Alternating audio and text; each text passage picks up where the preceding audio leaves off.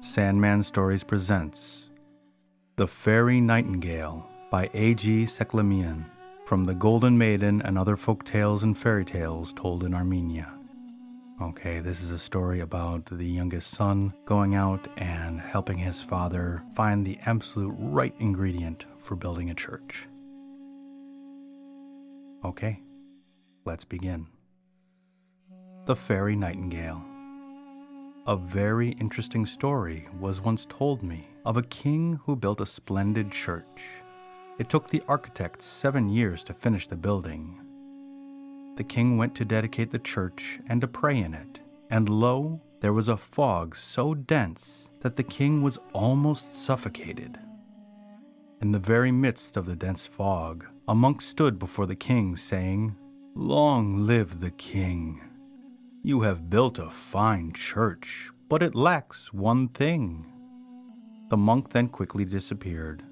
The king came out and ordered his men to take down the building and to put up another one finer than the first. It took them another 7 years to finish the second building. The king again went to dedicate the church and pray in it, and lo, again there was a dense fog. And the same monk stood before the king saying, "Long live the king! You have built a beautiful church, but it lacks one thing." Again, the monk mysteriously disappeared. The king again ordered his men to take down the building and to put up a new one. It took them another 7 years to finish the third building, and it was this time so splendid that there was nothing like it in all the world. The king again went to dedicate it and to pray in it, and lo, again there was a dense fog. And the same monk stood before the king saying, "Long live the king! You have built a church incomparably beautiful, but it lacks one thing." The monk was again about to make his exit when the king took hold of his collar saying, "Tell me, what is the one thing lacking in my church? This is the third time that you compel me to take down my building, upon which so much labor and time have been spent." "The Fairy Nightingale is the only thing that is lacking in this magnificent church," said the monk, and disappeared in the fog. The king returned to his palace, and thereafter was very sad. He had 3 sons, who seeing their father sad asked, "Long live the king! What grieves you, father?" "My sons," said the king, "I am getting old, and the Fairy Nightingale is needed for the church. I do not know how to get it." "Be of good cheer, father," said the lads. "We will go and bring it." And they started. After a long journey, they came to a place where the road divided into 3 branches, with a sign on each. The sign of the broad road was, "He who goes on this road returns safely." The sign on the middle road was, "He who goes on this road may return or may not return." And the sign on the third narrow road was, "He who goes on this road never returns." The oldest brother took the broad road, the second brother took the middle road, and the youngest brother took the narrow road. The oldest lad soon came to a large city, at sight of which he said to himself, "Why should I go farther and be killed? I would better stay in this place." And he became a servant in one of the inns of the city. The second brother turned toward the other side of the mountain and came to a green meadow with shady trees here and there, and benches under the trees. He was tired, and at once sat down upon one of the benches. Soon a giant as black as night came along with an iron rod in his hand. He gave the lad one stroke with the rod, and lo, the lad turned into a round stone and rolled under the bench. The youngest of the 3 brothers started on the road, along which there could be no return. A dense fog covered him, and lo, the monk who had talked with his father appeared to him, saying, "God speed thee, son. Whither are you going?" "I am going to bring the Fairy Nightingale for our new church," said the lad. "Good," said the monk, "but this way is dangerous. Let me advise you. The owner of the Fairy Nightingale is the Fairy Queen, a very beautiful maiden. On your way, you will soon come to a river, which the Fairy Queen has by her arts changed into a poisoned stream, and she does not drink of it. But you must drink of it and say, 'Oh, happy, this is the water of immortality.' After crossing the river, you will come to a grove which the queen has changed into a jungle of thorns and thistles. You must smell the trees and shrubs and say, "Oh, happy, this grove is the flower of paradise." Then you will come to a narrow pass, on one side of which there is a wolf bound with chains, and on the other side is a lamb bound with chains. There is a bundle of grass before the wolf, and a piece of meat before the lamb. You must put the grass before the lamb, and the meat before the wolf. You will come to a large gate with double doors, one open and one closed. You must open the closed door and shut the open one.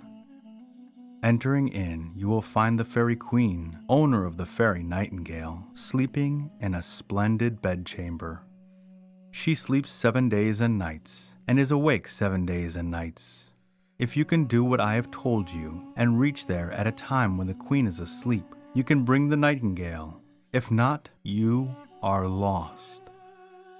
The lad started and came successively to the river, the grove, the lamb and the wolf, and the gate. He did all that the monk had told him, and entering in, saw an exquisite bedchamber, where a maiden as beautiful as the sun was sleeping on a purple bed embroidered with gold and jewelry. The fairy nightingale came down from its cage, and standing on the queen's bedside, sang to her 1,000 songs with enchanting melody, and lullabied her to sound sleep. The lad, who was watching from behind the arras, seeing the maiden asleep, and that the nightingale had returned to its cage, crept in slowly, took the nightingale's cage, pressed a kiss upon the forehead of the sleeping maiden, thus stamping the sign of his lips there, and started back on his way. The queen awoke, and seeing the nightingale had been stolen, exclaimed, "Doors! Catch the thief!" "Godspeed him," said the doors. "He closed the open one of us, and opened the closed one of us." "Wolf and lamb, catch the thief!" exclaimed the fairy queen. "Godspeed him," said the wolf and the lamb. "He gave the meat to the wolf and the grass to the lamb." "Grove, catch the thief!" exclaimed the queen. "Godspeed him," said the grove. "You made me thorns and thistles. He made me a flower of paradise." "River, catch the thief!" exclaimed the queen. "Godspeed him," said the river. "You made me a stream of poison. He made me the water of immortality." When the queen saw that all her charms were unavailing, she mounted her horse and started in pursuit of the lad. But let us return to the lad. He passed all the dangerous places and came to the square where the road divided into the 3 branches. He saw the monk waiting for him. "Here is the fairy nightingale, holy father," said the lad. And seeing that his brothers had not yet come back, he gave the cage to the monk, and he himself started in search of his brothers. He went first along the broad road until he came to the inn where his brother was serving. He secretly made himself known to him, and taking him away, brought him to the monk. He then took the next road, and went as far as the green meadow, and sat down upon one of the benches. Soon the giant appeared with his iron rod, and tried to strike the lad. But the lad cleverly avoided the blow, and snatching the rod from the giant's hand, struck him. Immediately the giant fell down, and was changed into a huge round black stone. "My brother must have been lost somewhere in this place," thought the lad, and began to strike with the iron rod the stones scattered here and there upon the meadow. And lo, the stones were changed into men, who began to run away, but his brother was not among them. He saw a stone under the bench, and struck it. It was changed into his brother, and began to run. "Brother, brother, do not run, it is I!" exclaimed the lad. He stopped, and both returned to the monk. All 3, taking the fairy nightingale, went toward their father's city. On the way, they were thirsty, and came to a well. They lowered the youngest brother to draw water, and as soon as he had reached the bottom of the well, the 2 older brothers said to one another, "When we go home to our father, all praise and glory will be given to that fellow who is now in the well, and we shall be despised. It shall not be. He shall never come up from that well." They cut the rope, and leaving the hero in the well, took the nightingale and went to their father, saying, Our youngest brother was killed in our attempt to get the fairy Nightingale, but we too succeeded in bringing it." They hung the cage in the new church, but the fairy Nightingale did not warble a single song. It was sad and silent. Soon the fairy queen came riding to the king and said, "Who is the hero that has brought my nightingale?" "We brought it," said the two brothers. "Well, what did you meet on the way?" inquired the queen. "Nothing," said the lads. "Then it was not you who brought it," said the queen. "You are thieves." And she caused them to be arrested and cast into prison, saying, "You shall not be released until the real hero who brought the fairy Nightingale is presented to me." Some women who were gleaning barley in the fields happened to pass near the well where the lad was left, and hearing him groan, took him out. One of them, who had no children, adopted him as her son. After a few weeks, news came from the city to the village to the effect that the king's son had brought the fairy Nightingale, but the fairy queen, the owner of the Nightingale, also had come after it. One day, the lad asked permission of his adopted mother, saying, "A new church has been built. Let me go and see it." The old woman consented, and he went to the city as a peasant boy. He went to his father's house and heard that his brothers were imprisoned. He went directly to the prison and set them free. The fairy queen, hearing this, came and said to the lad, "I am the fairy queen, the owner of the Nightingale.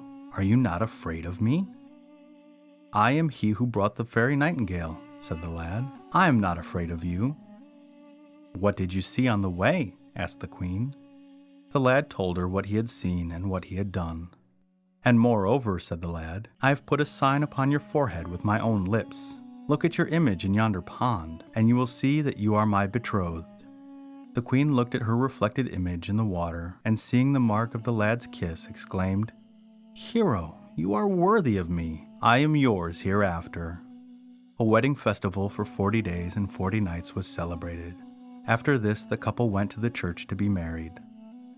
The fairy Nightingale began to warble and sang them 1,001 songs. It is still singing, and all the world is wondering at its sweet melodies. 3 apples fell from heaven, one for me, one for the storyteller, and one for him who entertained the company. The end. Okay, I really like that story. It was an interesting story. It had lots of twists and turns. When the monk was saying that the church is missing the one thing, for some reason, One Direction, "You've got that one," it just kept... I really wanted to say it on the podcast, but I know that would mess up the whole vibe. And also, I really liked the challenges that the hero had to go through, telling the poisonous river that it's really the water of life, going through the forest and saying, "Oh, you are the flowers of paradise." It was a really nice twist on the whole thing. The one thing that kind of confused me was that the young lad was old enough to get married, but still young enough to be adopted by the village lady. It seemed like he would be old enough to say, "Hey, really, I'm the king's son, so I gotta go back and take care of that." That was just one thing that bounced around in my head while I was reading it. Okay, and this week's podcast shoutout is Varmints, hosted by Paul and Donna. This is a family-friendly podcast about animals. They state up front that they are not animal experts, but you can tell that they are animal lovers. They cover any sort of animal you can think of, from ticks to baboons to aye-ayes. They also encourage young ones to send in their own audio about things they know about animals. So if you like wholesome podcasts that talk about animals, this is the pod for you.